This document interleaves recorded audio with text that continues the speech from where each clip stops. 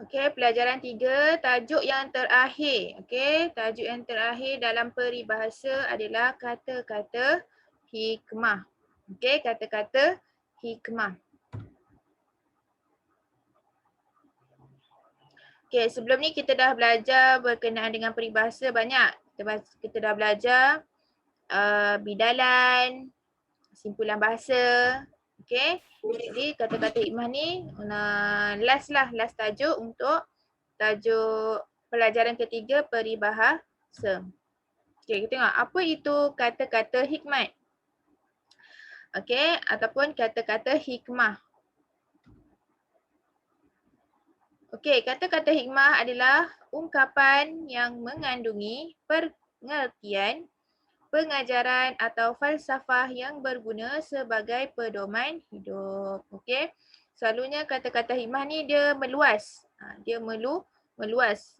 Dalam kata-kata hikmah tu ada banyak yang tersirat.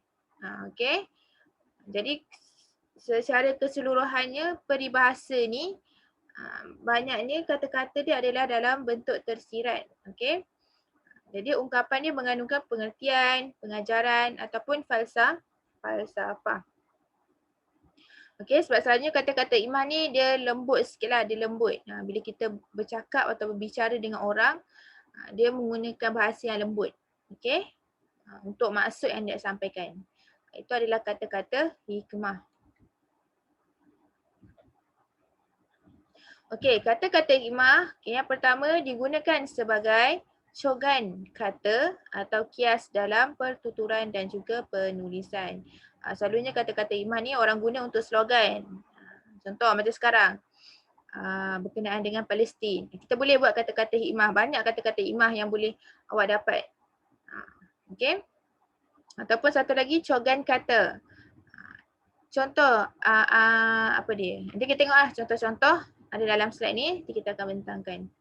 Okey, digunakan untuk cogan kata ataupun kias. Bahasa kias ni bahasa yang tidak secara langsung lah, bukan secara langsung. Okey, kalau secara langsung saya kata, okey, contoh Afirsyad duduk. Itu ada secara langsung. Tapi kalau kias ni, mesti ayat dia akan berbunga-bunga. Okey, nombor 2. Biasanya kata-kata hikmat ni adalah ringkas tetapi bernas dan mudah disebut. Kata-kata hikmah ni dia tak macam contohnya dia tak macam simpulan bahasa, bidalan. Dia tak sama. Okey. So, kata-kata hikmah ni dia meluas. Dia menggunakan bahasa-bahasa yang lembut lah macam saya kata tadi. Dia kena ada seni. Siapa yang pandai kata-kata hikmah ni, sedaplah kalau siapa yang pandai buat, dia boleh buat lah kata-kata hikmah. Okey, dia mudahlah, dia tak terikat. Contoh kalau simpulan bahasa, dia gunakan bahasa-bahasa yang susah sikit kan. Contoh bagi aur dengan tebing. Aur tu apa Ustazah? Macam tu kan. Tapi kalau kata hikmah ni, dia guna bahasa-bahasa yang biasa yang mudah kita faham.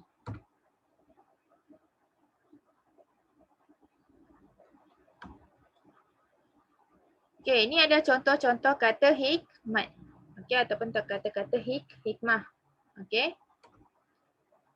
Contoh, ilmu itu pelita hati. Okey.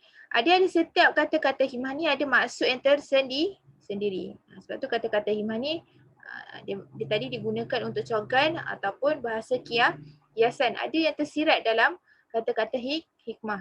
Ilmu itu pelita hati. Apa maksud dia? Nanti kita akan baca. Ini contoh-contoh bagi kata-kata hikmah. Masa itu emas.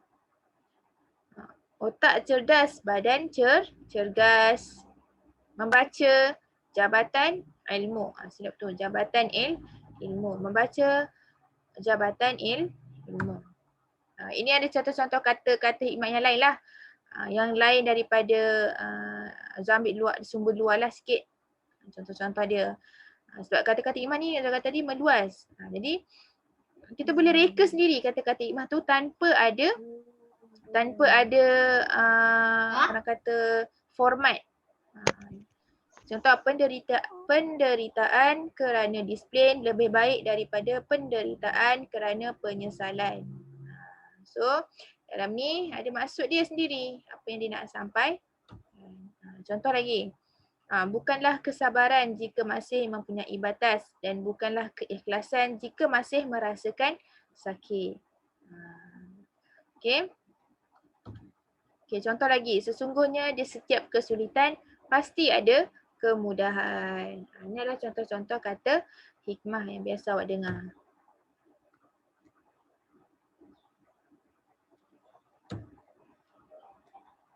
Okey, maksud kata-kata hikmah.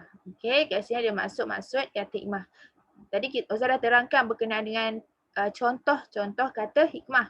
Ini kita pergi kepada maksud pula. Apa yang nak sampaikan dalam kata-kata hikmah. Okey, kata-kata hikmah yang pertama adalah kata-kata itu lebih tajam daripada mata pedang. Apa maksud dia? Okey, fokuslah lepas ni ada latihan berkenaan dengan ni. Okay, maksud dia adalah ucapan atau kata-kata berbisa yang lebih menyakitkan hati. Itu maksud dia, ucapan ataupun kata-kata berbisa yang lebih menyakitkan hati.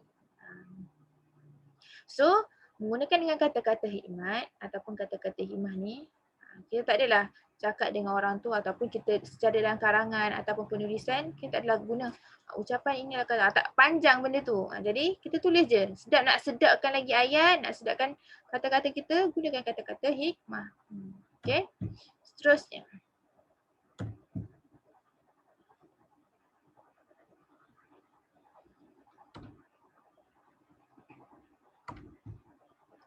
Okey, ilmu itu pelita hidup. Okey, ilmu itu pelita hidup. Okay, apa maksud dia? Kita tengok Ilmu pengetahuan menjadi panduan untuk membuat keputusan yang baik. Itu maksud dia. Maksudnya ilmu itu pelita hidup. Okay, ilmu itu bagaikan cahaya lah. Cahaya dalam hidup kita sebab apa? Ilmu yang kita gunakan tu adalah sebagai panduan. Panduan untuk kita buat keputusan yang baik. Jadi pentingnya ilmu kepada kita dalam kehidupan kita. Jadi kata-kata hikmah yang diberi gunakan adalah ilmu itu sebagai pelita hidup.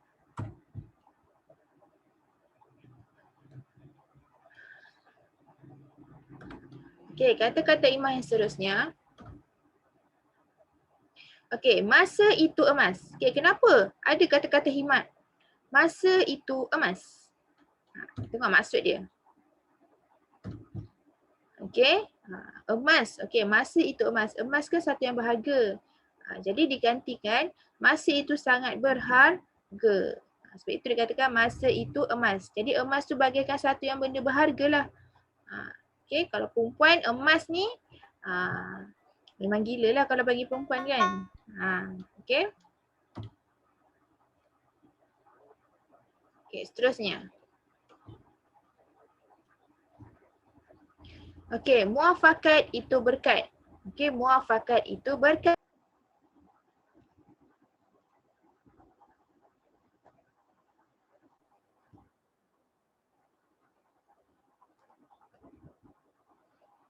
Ustazah, lag Ustazah?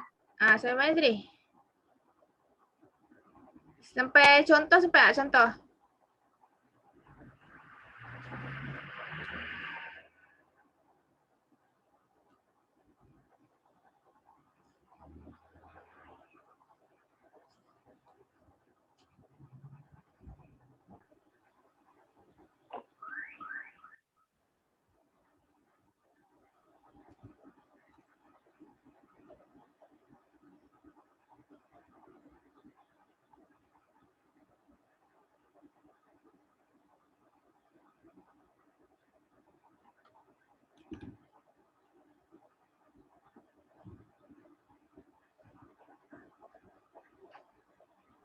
Dekat ilmu itu emas Ustazah.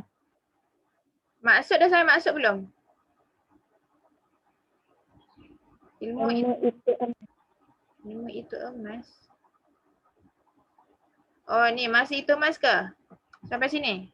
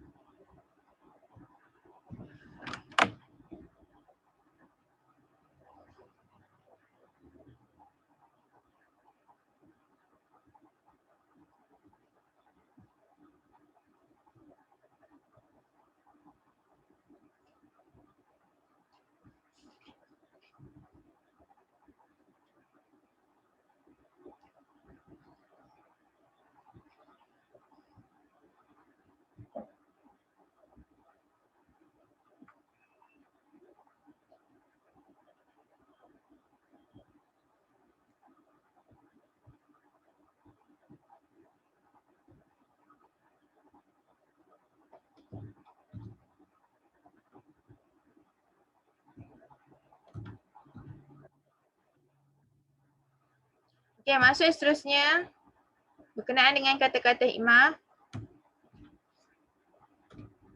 Okey, muafakat itu berkait. Okey, maksud dia adalah perkara yang dilakukan secara persetujuan semua pihak mendatangkan kebaikan. Contoh muafakat itu berkait selalunya digunakan dalam mesyuarat. Okey, dalam mesyuarat ataupun satu perkara yang awak bincangkan bersama ramai-ramai dan mendapat persetujuan ramai-ramai. Itu boleh menggunakan kata-kata hikmah ni lah. Muafakat itu berkat. Okey, perkara yang dilakukan secara persetujuan semua pihak mendatangkan kebaikan. Okey.